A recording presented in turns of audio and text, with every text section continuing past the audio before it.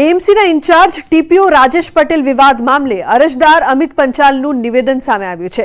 Amit પંચાલે media સમક્ષ વાત કરતા કહ્યું કે કાયદાને અનુસરવા છતાં હેરાનગતિ ભોગવવાનો વારો આવ્યો છે।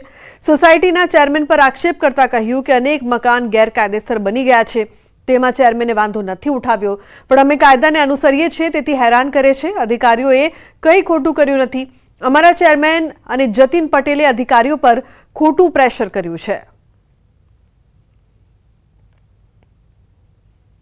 અમારી સોસાયટીમાં ઘણા બધા મકાનો વગર પરમિશને બની ગયા છે, તેની સામે ચેરમેને આજ દિન સુધી વાંધો નથી લીધો, પરંતુ અમે જ્યારે કાયદેસરની પ્રક્રિયા કરવા જઈએ છીએ ત્યારે ચેરમેને વાંધો ઉઠાવ્યો। અધિકારીએ કોઈ કાયદાની ઉપરવટ થઈને અમને મંજૂરી આપી નથી। ડેપ્યુટી મેયર જતીન પટેલ તેમજ અમારા ચેરમેન કલ્પેશભાઈ પટેલ એમણે અમારી પ્લાન મંજૂર ના થાય એ માટે થઈને અધિકારીઓ પર ઘણું બધું પ્રેશર કર્યું હતું। તો અમિત પંચાલના નિવેદન બાદ કલ્પેશ પટેલ સોસાયટી ચેરમેને કહ્યું કે અમિત પંચાલ જે વાત કરી રહ્યા છે યોગ્ય નથી। હાલ જે રોડ છે એ અન્ય કોમ્પ્લેક્સની જગ્યા છે, જો એ કોમ્પ્લેક્સ રીડેવલપમેન્ટમાં જાય તો અમારે બહાર ક્યાંથી નીકળવાનું? એ 69 ચોરસ મીટર જે છે એ બાધે અમને વાંધો નથી, પણ અમારી સોસાયટીનો મેઇન રોડ જે એમને દબાયેલો છે, 16 મકાનો દબાયેલો છે, 16 અમારી જગ્યા અમારે જવાનું ક્યાં? આ રસ્તો બંધ થઈ જશે, આ રીડેવલપમેન્ટમાં થશે તો અમારે જવું ક્યાં? એક મોટો પ્રશ્ન એ છે, એની અમે રજૂઆત કરેલી છે અને આ અમે 4 વર્ષથી કરીએ છીએ। તો અમદાવાદ કલેક્ટર કચેરીમાં સંકલન સમિતિની બેઠક મળી, જેમાં ફરી એકવાર અશાંત ધારો, સરકારી જમીન પરના દબાણના પ્રશ્નો અને સુવિધાના અભાવ સહિતના પ્રશ્નો ગુંજ્યા હતા। દરિયાપુરના ધારાસભ્ય કૌશિક જૈને અશાંત ધારાના પ્રશ્નો ઉઠાવ્યા। દરિયાપુર અને શાહપુરમાં અશાંત ધારો હોવા છતાં હિન્દુઓના મકાનો ભાડા કરાર વગર લઘુમતી સમાજના લોકો ભાડે આપે છે, જેના કારણે આસપાસ વસતા હિન્દુઓ ઘર ખાલી કરી રહ્યા છે। તો સાબરમતી વિધાનસભાના ધારાસભ્ય હર્ષદ પટેલ અને બાપુનગરના ધારાસભ્યએ વધતા જતા દબાણના પ્રશ્નો અંગે કલેક્ટરને રજૂઆત કરી, તેમજ આ સંકલન કમિટીની બેઠકમાં વિપક્ષના ધારાસભ્ય ઇમરાન ખેડાવાલા ફતેવાડી કેનાલમાં ગંદકી નિકાલના પ્રશ્નો, ટ્રાફિકના પ્રશ્નો ઉઠાવ્યા હતા। મહત્વનું છે કે દર મહિને મળનારી સંકલન સમિતિની બેઠકમાં આ જ રજૂઆતો થાય છે, પરંતુ ધારાસભ્યોના કામ નથી થતા એ આ પ્રશ્નો જોતા લાગી રહ્યું છે। ત્યારે આગામી સમયમાં આશા રાખીએ કે પ્રજાકીય પ્રશ્નોનું નિરાકરણ આવે।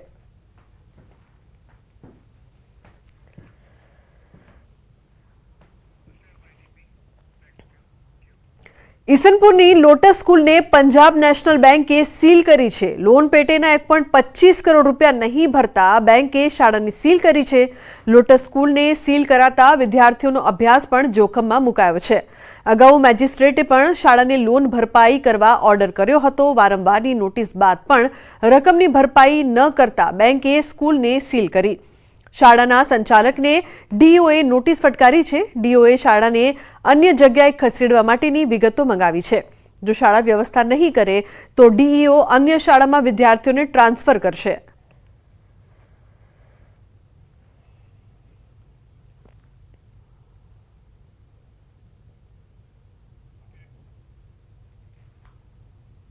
પંજાબ નેશનલ બેંક દ્વારા શાળાને સીલ કરવામાં આવેલી છે। વિદ્યાર્થીઓને વૈકલ્પિક વ્યવસ્થા માટે તાત્કાલિક સ્થળ નક્કી કરી અને અહીંયા કચેરીમાં જાણકારી આપવા માટે કહ્યું છે। વિદ્યાર્થીઓને વાલીઓ સાથેની મિટિંગ અમારા શિક્ષણ નિરીક્ષક કરી દેશે અને બિલકુલ 2 દિવસમાં એમને વૈકલ્પિક સ્થળ સાથે ઉપસ્થિત રહેવા સૂચના આપી છે।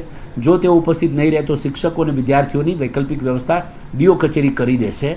અમદાવાદના ઈસનપુર વિસ્તારમાં આવેલી લોટસ સ્કૂલના વિદ્યાર્થીઓનું ભાવિ જોખમમાં જોવા મળી રહ્યું છે। પંજાબ નેશનલ બેંકે આ સ્કૂલને સીલ માર્યું છે। સીધા દ્રશ્ય આપને બતાવીશ કે હાલ આપ જે આ દ્રશ્ય જોઈ શકો છો કે ઈસનપુર વિસ્તારમાં આવેલી લોટસ ઉચ્ચતર માધ્યમિક સ્કૂલ છે, જેને બેંકે સીલ માર્યું છે। લોન પેટે 1.25 કરોડ જે સ્કૂલના સંચાલકોએ નહીં ભરતા બેંકે સીલ માર્યું છે। અગાઉ મેજિસ્ટ્રેટે પણ લોન ભરપાઈ કરવા માટે ઓર્ડર કર્યો હતો અને વારંવાર નોટિસો આપ્યા બાદ પણ રકમ ભરપાઈ કરવામાં નહીં આવતા બેંકે સીલ માર્યું છે અને જેના કારણે અહીંયા અભ્યાસ કરતા 300થી પણ વધુ વિદ્યાર્થીઓ છે કે જેનું ભાવિ જોખમાયું છે। કેમેરામેન પંકજ મકવાણા સાથે સંજય ટાંક, ન્યૂઝ 18 ગુજરાતી, અમદાવાદ।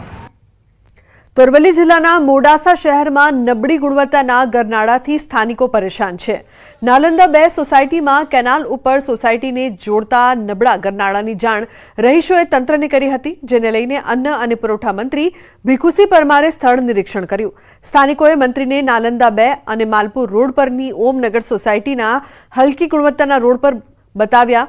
મંત્રીએ કેનાલ ખાતાના અધિકારીઓ અને નગરપાલિકાના ચૂંટાયેલા કોર્પોરેટરને સૂચના આપી. સત્વરે રોડ અને ગરનાળાનું કામ ફરીથી શરૂ કરવાનું તેમણે જણાવ્યું.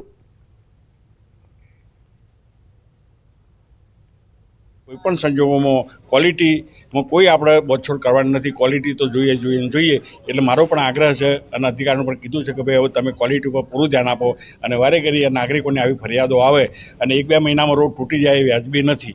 અને કેટલીક ભૂલો દેખાઈ છે મને અને એને મેં સૂચન કર્યું છે એમને. તો કચ્છના મુન્દ્રામાં કામદારોના જીવ જોખમમાં મૂકનાર બેદરકાર નીલકંઠ સ્ટીલ સામે અંતે પોલીસ ફરિયાદ નોંધાઈ છે. પોલીસે જાતે ફરિયાદી બનીને ગુનો નોંધ્યો. મુન્દ્રાના વડાલામાં નીલકંઠ સ્ટીલ કંપનીમાં 13 તારીખે ઘટના બની હતી, જેમાં કોઈપણ સેફટીના સાધનો વગર બેદરકારી દાખવી 19 કામદારોના જીવ જોખમમાં મૂક્યા હતા.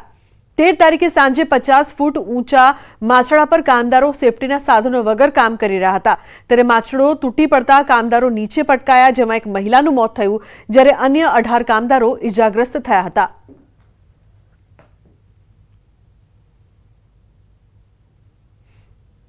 એમની વિરુદ્ધ ગુનો દાખલ કરવામાં આવ્યો છે, જેમાં કંપનીના સેફટી હેડ, પછી ક્લિનિંગ હેડ અને કંપનીના જનરલ મેનેજર આ તમામની વિરુદ્ધ અને બીજા તપાસમાં જે પણ નીકળે એ તમામની વિરુદ્ધ ગુનો દાખલ કરવામાં આવ્યો છે, જેમાં સરકાર તરફે જ પીએસઆઈ શ્રી જાતે ફરિયાદી બનીને સરકાર તરફે ગુનો દાખલ કરવામાં આવ્યો. તો જૂનાગઢ શહેરને મળેલ પ્રથમ ઓવરબ્રિજની ડિઝાઇનને લઈને મામલો ગરમાયો છે. બ્રિજની જૂની ડિઝાઇનમાં ફેરફાર કરી નવી ડિઝાઇન બનાવતા સ્થાનિકોએ વિરોધ કર્યો. બ્રિજની ડિઝાઇન પહેલા H આકારની હતી, જેના ઠરાવ કર્યા બાદમાં પદાધિકારીઓ બદલાતા જૂનો ઠરાવ રદ કરી નવી ડિઝાઇન પ્રમાણે S આકારના બ્રિજને મંજૂરી આપી. S આકારના બ્રિજને જૂની બોડીએ નામંજૂર કર્યો હતો, જેને ફરી મંજૂરી મળતા સ્થાનિકો અને વેપારીઓમાં રોષ જોવા મળ્યો. સ્થાનિકોનું કહેવું છે કે S આકારના બ્રિજથી ટ્રાફિક જામની સમસ્યા સર્જાશે, ત્યારે હવે સ્થાનિકોએ પીએમને પત્ર લખીને રજૂઆત કરી છે.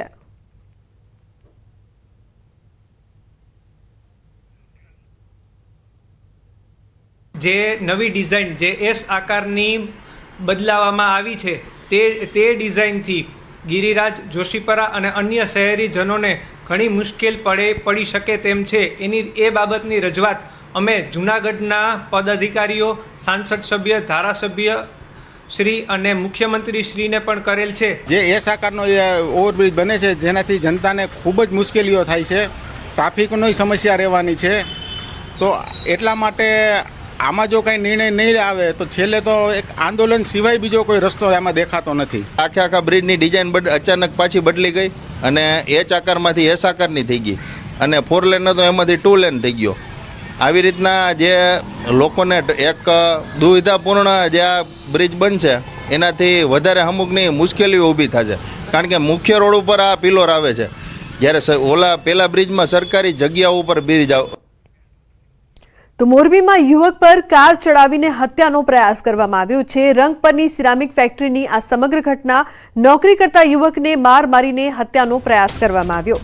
સિરામિક માલિકે કાર ચડાવીને હત્યાનો પ્રયાસ કર્યો. ખોટું GST બિલ બનાવવાની ના પાડતા હત્યાનો પ્રયાસ કરવામાં આવ્યો. પોલીસ માત્ર અરજી લઈને સંતોષ માન્યો હોય તેવી પણ વાત કરવામાં આવી રહી છે. યુવકે પોલીસને જાણ કરતા માલિકે ફરી ધમકી આપી.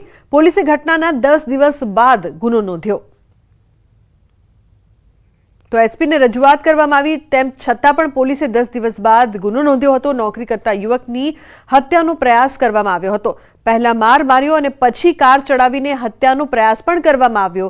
મહત્વની વાત એ છે કે સિરામિક માલિકની આજે સમગ્ર કરતૂત છે તે સીસીટીવીમાં પણ કેદ થઈ, છતાં યોગ્ય સમય પર કાર્યવાહી કેમ ન કરવામાં આવી? કેમ પોલીસે માત્ર અરજી લઈને સંતોષ માન્યો? તે પણ એક મોટો સવાલ અહીં ઉપસ્થિત થઈ રહ્યો છે. પોલીસે હજી સુધી કોઈ કાર્યવાહી કરેલ નથી અને કાર્તિકભાઈ હજી સુધી પોલીસ સ્ટેશને હાજર પણ નથી થયેલ અને ખુલ્લેઆમ રખડે છે. અને ત્યારબાદ પણ એનો ફોન આવેલો હતો અને ધમકી પણ આવેલી છે, એટલે હજી સુધી કોઈ પોલીસે કોઈ કાર્યવાહી કરેલ નથી.